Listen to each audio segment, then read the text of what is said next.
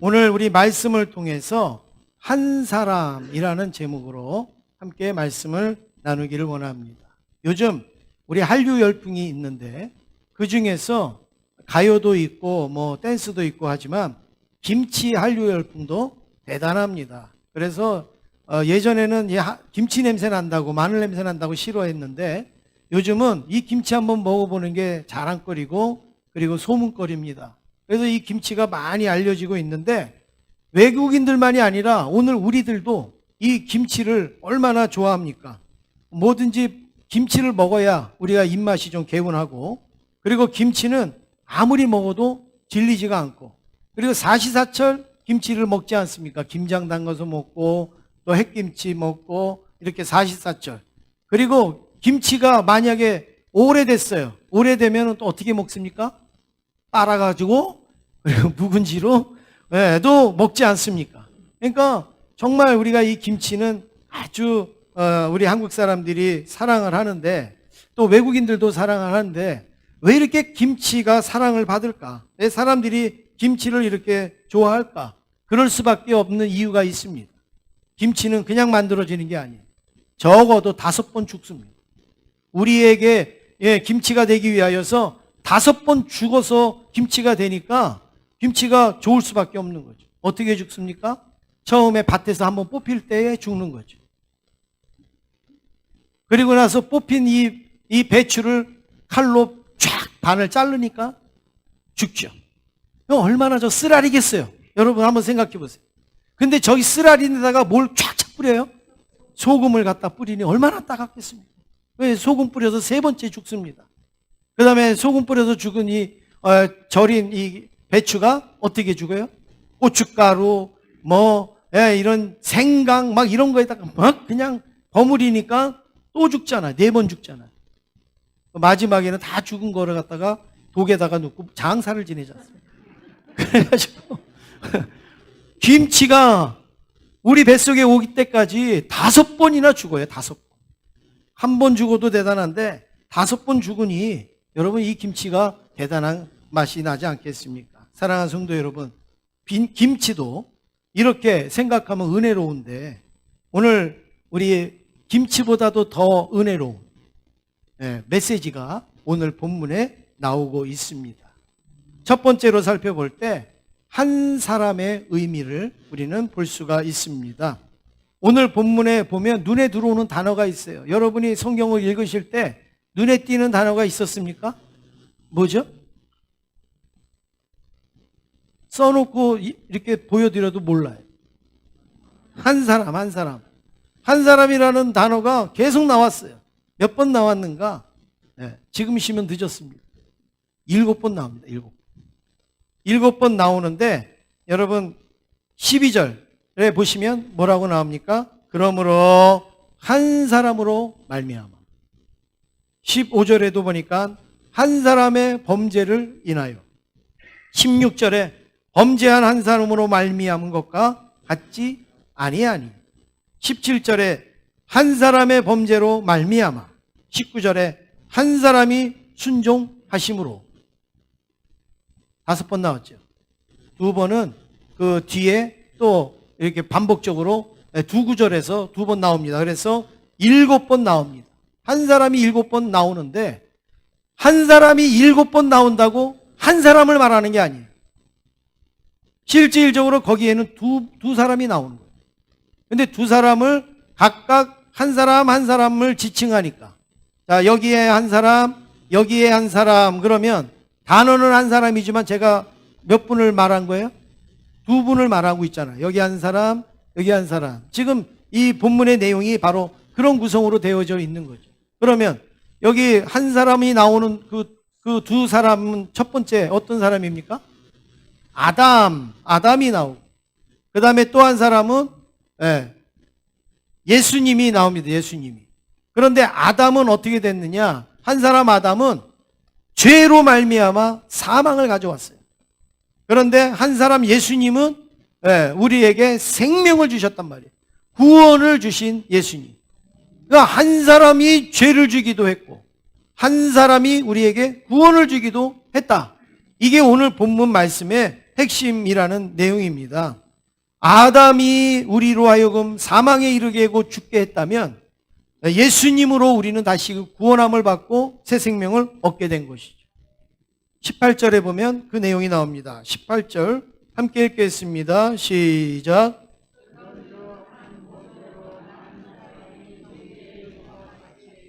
한 의로운 행위로 말미암아 많은 사람이 의롭다 하심을 받아 생명에 이르렀느니라.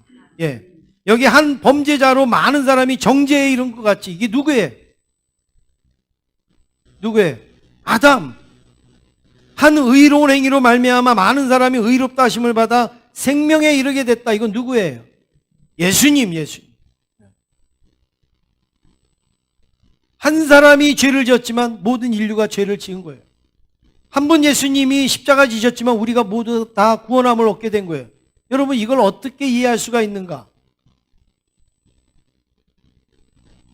이것을 신학적인 용어로 대표 원리라 이렇게 말합니다. 대표 원리. 여러분, 아담은 범죄자의 대표고 예수님은 구원자의 대표가 되신 겁니다. 올림픽에서 우리 선수가 금메달을 땁니다. 그러면 그 금메달에 이름을 갖다 댑니까? 아니면 대한민국이라고 합니까? 어떻게 하죠? 제가 늘 말씀드리지만 기도도 중요하시고 말씀 보는 것도 중요하지만 올림픽도 좀 보세요. 시상식도 좀 보세요. 시상식 올라갈 때 자기 이름이 올라갑니까? 태극기가 올라갑니까? 태극기가 올라가. 자기 노래가 울려 퍼집니까? 애국가가 울려 퍼집니까? 애국가가 울려 퍼져요. 그러니까 올림픽에 나가서 금메달 따는 거는 자기가 따는 게 아니라 우리나라가 따는 거예요. 우리나라. 우리 모든 국민이 따는 거예요. 왜 그래요? 대표의 대표. 그래서 대표 선수라 그러잖아요. 대표 선수. 우리를 대표해서 나가서 금메달을 따는 거예요. 마찬가지로 아담도 인류의 대표잖아요. 그런데 그 아담이 죄를 지음으로 우리가 다 죄인이 된 거예요. 그런데 예수님께서 다시 우리를 구원하기 위해 십자가를 지심으로 또 예수님을 믿는 우리 모든 우리들은 다 구원에 이르게 되어진 것이죠. 한 사람이 이렇게 사망에 이르기도 하고 구원에 이르기도 한다라는 것을 오늘 본문에서 보여주고 있습니다. 두 번째로 살펴볼 때 그러면 성경에 나오는 이 한 사람의 영향력이 어떤 영향력이 있는가 우리는 살펴보기를 원합니다. 야곱은 그 베델 광야에서 그 꿈속에 하나님을 만나게 됩니다. 그리고 하나님을 통하여서 이름이 바뀝니다. 그동안 야곱은 자기의 이름이 뭐였어요? 속이는 자였어요. 속이는 자.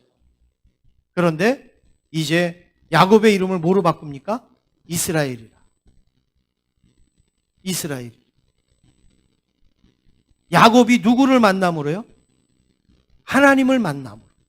이름이 바뀝니다. 속이는 자에서 이스라엘로 바뀝니다. 이스라엘. 야곱은 형도 속였어요. 아버지도 속였어요. 그랬던 이 야곱이 하나님을 만남으로 이스라엘이라는 이름이 되고 이스라엘의 이름은 지금까지도 지속되고 있습니다. 한 사람이 하나님을 만남으로 이렇게 변화가 되는 거예요. 모세도 마찬가지입니다. 모세도 이제 광야에 도망가 갖고 이제 시골에서 양을 치고 있는 가운데에 떨기나무 가운데 나타나신 하나님을 만납니다. 그리고 그 하나님을 만남으로 모세가 어떻게 됩니까? 그 당시에 최고의 권력자인 애굽의 바로 왕에게 가서 내 민족을 달라 이렇게 하면서 바로와 상대해서 싸운 사람이 이 모세, 민족의 지도자가 됐어요. 누구를 만남으로요? 하나님을 만남으로. 이 한 사람이 하나님을 만남으로 이렇게 바뀌어진 거예요. 사사시대에도 마찬가지입니다. 수많은 사사들이 있었지만 하나님은 드보라라고 하는 여자 사사를 하나님은 만나고 그 사사를 통하여서 그 백성들을 구원합니다. 여러분, 우리가 남녀평등하고 뭐 다 우리가 이렇게 이야기하지만 사실 힘은 누가 더 셉니까? 남자가 셉니까? 여자가 셉니까? 남자가 세죠. 장로님은 여자가 세세요? 네. 네. 그 개인 견해는 이렇게 하지 마시고 예. 힘은 남자가 세잖아요. 싸움은 누가 잘합니까? 여자가 잘해. 예. 남자가 잘하죠. 예. 우리 성도님들 가정은 다 행복하시겠어요? 예. 보편적으로 우리 그렇잖아요. 그러면 사사는 민족을 대표해서 나가서 싸우는 사람인데 여자분들은 연약하잖아요. 그런데 어떻게 드보라가 사사가 됐느냐 말이에요. 왜 그랬습니까? 남자들이 쓸만한 남자가 없었다는 거예요. 나라를 구할 만한 남자가 없었어요. 그러니까 하나님은 여인이지만 드보라를 들어서 이스라엘을 구원하게 하셨다라는 거예요. 하나님을 만난 드보라, 이스라엘 민족을 구원한 거예요. 누구든지 하나님을 만나면 이런 능력과 이런 영향력과 이런 힘을 얻게 되는 줄로 믿습니다. 신약에도 찾아보면 많이 있는데 바울도 예수 믿는 사람을 죽이는 그 앞장서는 바울, 다메섹으로 가는 가운데 부활하신 예수님을 만납니다. 당신 누굽니까? 나는 네가 핍박하는 예수다. 거기에서 꼬꾸라집니다. 그리고 이제 바울은 예수 믿는 사람을 죽이는 게 아니라 예수를 믿으라고 전하면서 자기가 막 죽음의 자리에도 이르게 되고 매맞는 자리에도 이르게 되지 않습니까? 그리고 복음 전도자로 복음을 세상에 알리는 사도가 되었습니다. 누구를 만남으로요? 하나님을 만남으로. 우리는 연약하지만 하나님 만나면 그 만난 한 사람이 가정도 변화시키고 사회도 변화시키고 민족도 세계 열방도 바꿀 수가 있는 것입니다. 그러므로 오늘 하나님을 만난 한 사람이 우리는 필요하다라는 말씀입니다. 프랑스에 가면 프로방스라는 곳이 있다고 합니다. 저는 안 가봤는데 이 프랑스에 가서 프로방스를 보지 않고 오면 안 된대요. 정말 가장 아름다운 도시가 프로방스래요. 그런데 이 프로방스가 이렇게 아름다운데 여기에 담겨져 있는 이야기가 있대요. 그러니까 우리도 저기 박달재에 가면 누구 이야기 있어요? 금봉이 뭐 이런 이야기가 있잖아요. 사실은 아니지만 그런 이야기가 있듯이 이 프로방스에도 이제 사실은 아니지만 거기가 왜 이렇게 아름답게 됐는가, 울창한 숲이 됐는가를 알려주는 이야기가 있는데 나무를 심는 사람이라는 책에 거기에 나옵니다. 그런데 여기에 보면 거기가 원래는 항무지였다라는 거예요. 그런데 거기에 양을 치고 있는 부피에이라는 사람이 있었는데 55세인데 이 사람이 거기에 양을 치다가 도토리 나무에서 도토리가 떨어지는 걸 보고 그 도토리를 열심히 주워다가 그거를 까가지고 그거를 갈아가지고 그렇게 해가지고 물에다가 담궈가지고 열심히 해서 묵 써먹은 게 아니라 그 도토리를 가져다가 그 황무지에다 갖다 심는 거죠. 자그마치 몇 개를 심었느냐? 10만 개의 도토리를 심었다. 그런데 거기에서 8만 개는 죽고 그리고 2만 개의 싹이 났는데 싹이 나니까 쥐들이 와서도 먹기도 하고 뭐 이렇게 하니까 또 한 10,000 개 정도밖에는 안 열린 거예요. 그래서 그렇게 해서 도토리를 심었더니 나중에 10년이 흐르니까 그곳에 아주 울창한 숲이 되었다라는 거예요. 숲이 되니까는 어떻게 됩니까? 거기에 막 물이 흐릅니다. 공중에 새가 막 날라오게 됩니다. 그리고 거기에 짐승들이 생깁니다. 이제는 심지도 않았던 나무들이 자라고 심지도 않았던 막 풀들이 자라고 막 울창한 숲이 됩니다. 그러니까 사람들이 그늘을 찾아서 거기에 옵니다. 거기서 휴식을 합니다. 거기에 막 사람이 사는 것 같은 막 생명력이 넘칩니다. 프랑스의 가장 아름다운 프로방스가 됐다라는 그러한 이야기입니다. 여러분, 저는 이 이야기를 이렇게 보면서 마치 뭐가 생각나는가? 우리 교회의 비전이 생각이 나요. 성전 문지방 밑에 있는 생명수가 흘러가서 죽은 강에 흐르고 죽은 바다에 흘러가니까 거기에 고기가 살고 거기에 어부가 몰려오고 그리고 약초 재료가 막 하고 열매가 막 주렁주렁 열리고, 예, 이거 똑같잖아요. 프로방스하고. 한 사람이 수고하니까 그렇게 아름다운 도시가 만들어졌다라는 그 이야기지만, 오늘 우리에게도 주는 한 사람의 영향력이 그렇게 크다라는 말씀입니다. 세 번째로 살펴볼 때 한 사람의 신앙을 우리는 보기를 원합니다. 하나님이 황폐한 이스라엘을 향하여서 예레미야에게 이렇게 말씀을 하십니다. 예레미야 5장 1절에 보니까 너희가 만일 정의를 행하며 진리를 구하는 자를 한 사람이라도 찾으면 내가 이 성읍을 용서하리라. 누구를 찾으면요? 정의를 행하고 진리를 구하는 사람, 누구를 찾아요? 100명을 찾아요? 한 사람을 찾으면. 한 사람을 찾으면 이랬어요. 한 사람. 그러면 여기에서 이 한 사람이라고 얘기할 때 우리는 두 가지를 생각할 수 있어요. 한 사람이라도 찾으면은 하나님이 용서하시겠다라는 뜻도 있고, 또 하나는 그런 사람이 하나도 없다 이거. 하나도 없다. 그만큼 그 시대가 황폐했다라는 거예요. 그 시대가 패역했다라는 거예요. 그런데 그런 사람 한 사람만 찾으면 하나님께서 이 성읍을 용서하시겠다. 만약에 성읍이 무너질 쯤 됐을 때 이렇게 정의를 행하고 진리를 구하는 한 사람이 만약에 있었다면 그 성읍은 결코 무너지지 않을 겁니다. 여러분의 가정이 무너지려고 해도 여러분 한 사람이 이렇게 하나님 앞에 바로 서 있다면 하나님께서는 여러분의 가정을 지켜주실 겁니다. 우리 교회가 연약하고 부족해도 여러분 한 사람 때문에 하나님께서 이 교회를 유지시키시고 부흥시키고 성장시킬 수도 있는 겁니다. 나라와 민족도 마찬가지입니다. 여러분 나라와 민족에 못마땅한 게 많이 있을 수 있겠지만 내 자신이 한 사람이 똑바로 서면 하나님께서 나를 통하여서 나라와 민족도 세워주시고 나라와 민족도 다시금 일으켜 주실 줄로 믿습니다. 이게 한 사람의 영향력이고 그런 신앙입니다. 나로 인하여서 살 수도 있다 이거예요. 나로 인하여서 죽을 수도 있다. 여러분 한 분으로 인해서 제자교회가 살 수도 있고 제자교회가 죽을 수도 있는 거예요. 믿습니까? 바라기는 죽지는 않기를 바랍니다. 여러분 한 사람 때문에 제자교회가 살기를 원합니다. 하나님의 영광이 드러나기를 원합니다.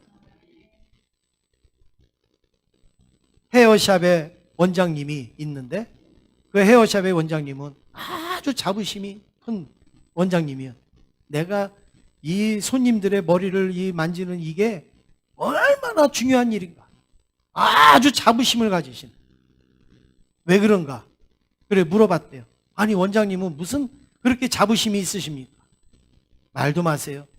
저는 손님이 왔을 때 항상 묻는 말이 있습니다. 살릴까요? 죽일까요?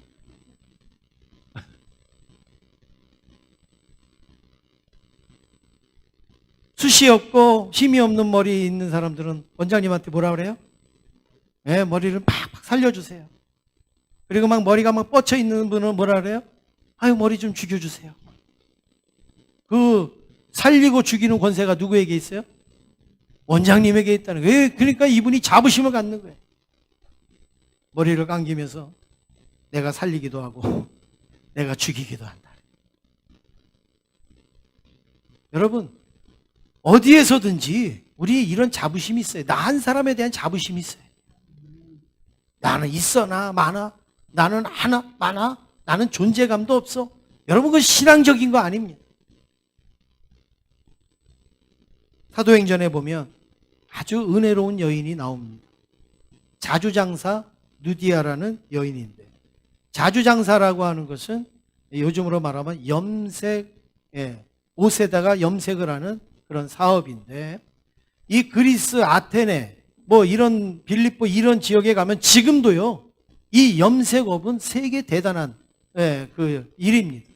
여러분 가끔 테마기행이나 이런 어떤 여행 프로그램을 보면 이 지역에 가면요 반드시 나오는 게 염색하는 게 나옵니다.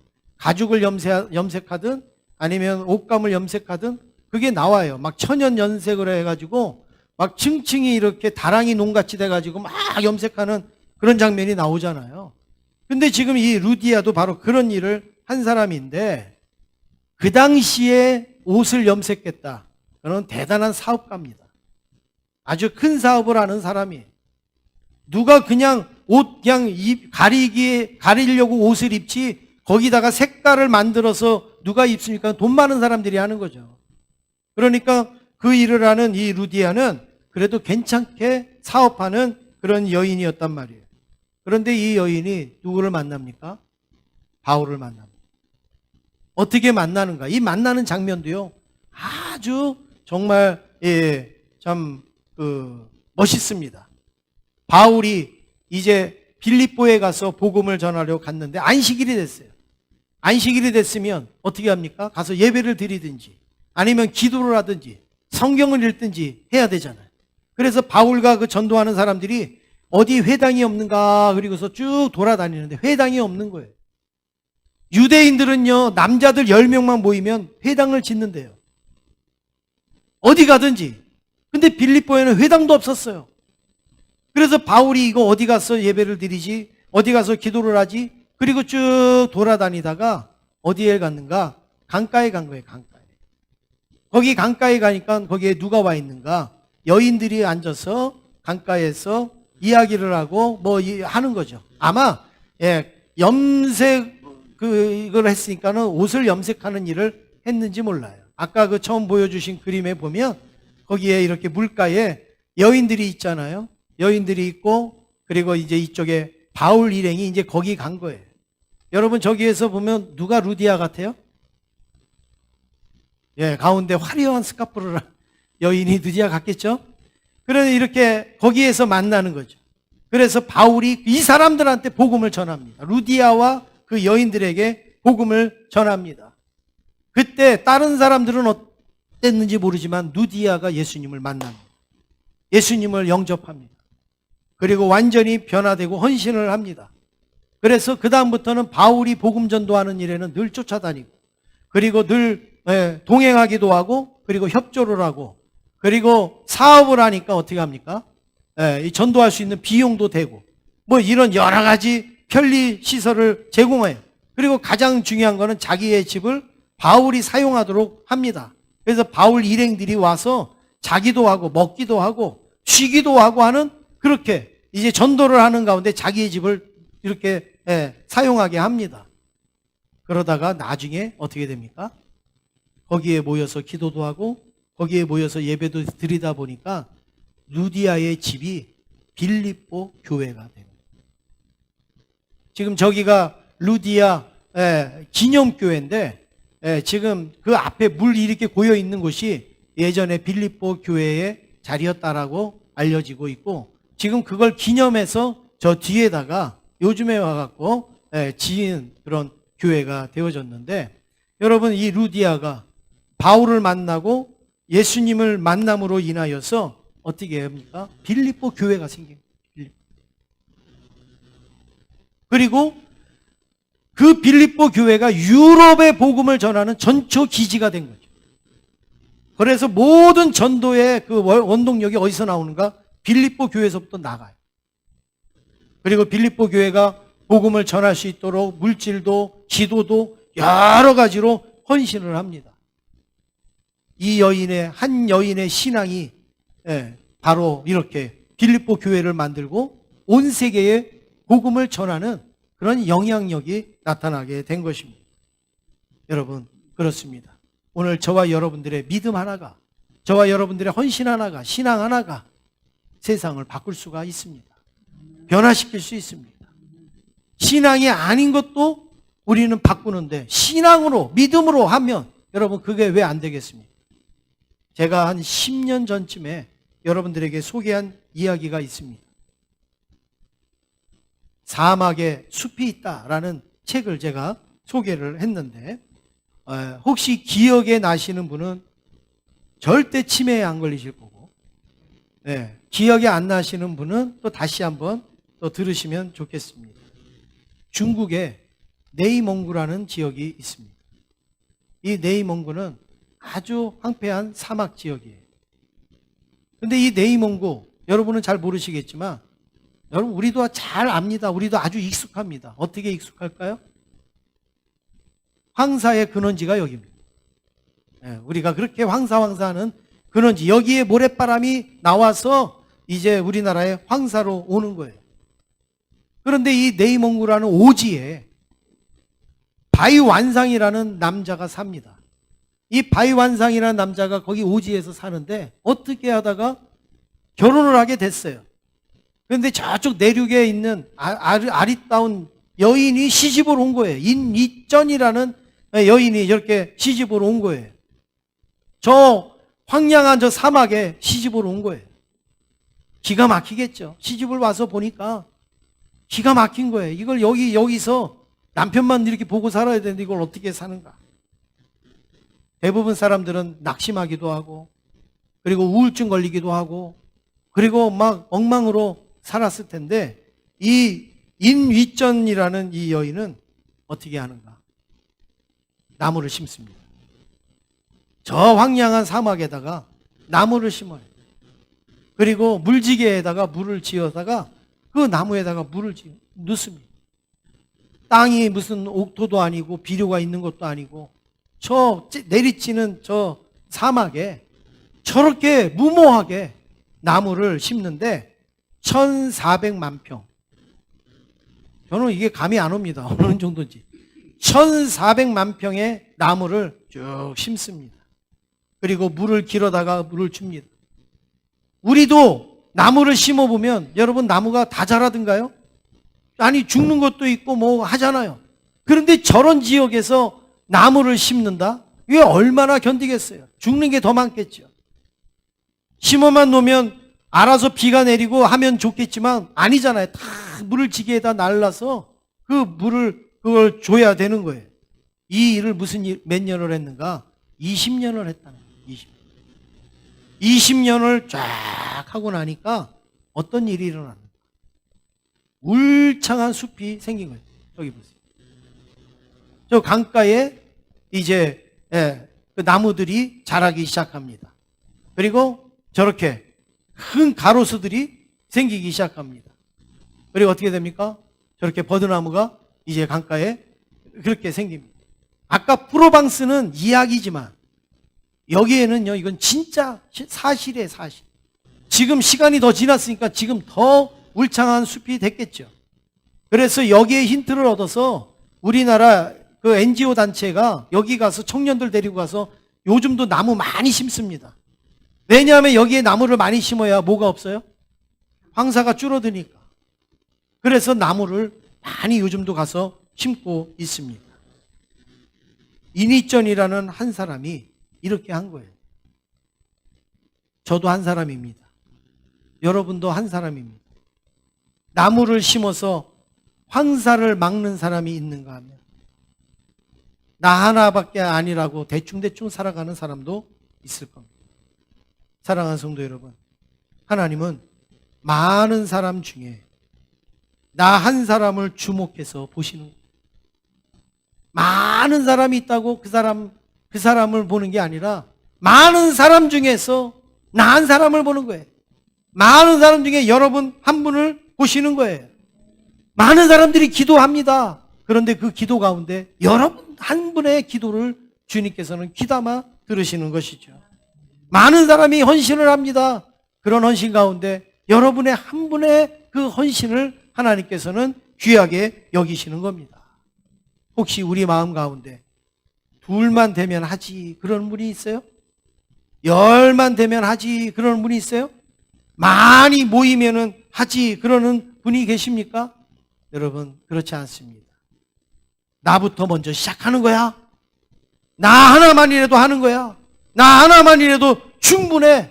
이런 마음을 가지고 움직이면 하나님께서는 드보라를 들어서 나라를 구하신 것처럼 바울을 들어서 전 세계에 복음을 전하신 것처럼 오늘 저와 여러분들을 들어서 하나님의 나라를 확장시키고 하나님의 영광을 드러나게 하실 줄로 믿습니다.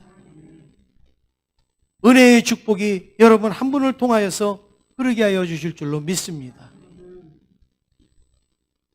나 하나는 약합니다. 나 하나는 부족합니다. 그러나 나 때문에 살 수도 있고 죽을 수도 있어요. 사망이 오기도 하고 생명이 오기도 하는 거예요. 교회가 생기기도 하고 교회가 무너지기도 하는 거예요. 나라가 세워지기도 하고 나라가 멸망하기도 하는 것입니다. 오늘 나 한 사람에 대한 하나님의 기대, 나 한 사람에 대한 하나님의 비전을 여러분 가지시고 오늘도 이 하나님 앞에 예수님과 같은 아름다운 존재 그리고 능력 있는 존재로 쓰여질 수 있기를 주님의 이름으로 축원합니다. 우리 옆에 있는 분하고 인사하겠습니다. 성도님이 바로 그 한 사람이십니다. 우리 인사하시겠습니다.